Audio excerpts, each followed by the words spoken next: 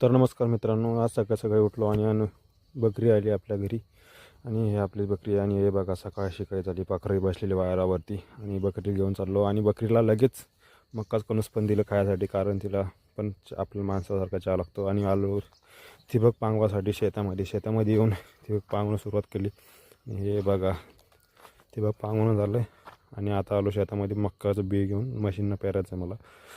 आणि सुरू पण केलं, इतकं लावायचं आहे. हे बघा सुरू पण केलं पेरणं. आणि इथं हालत झाले भाऊ, खराब पूर्ण लय खराब झाली. आणि नंतर आलो मशीनकडं. हे बघा मशीन चालू आहे इथं वावरात. आणि नंतर आलो संध्याकाळी वावरात.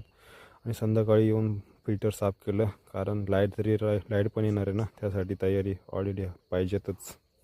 तर नमस्कार, धन्यवाद. सबस्क्राईब करा माझं चॅनल. हो ना.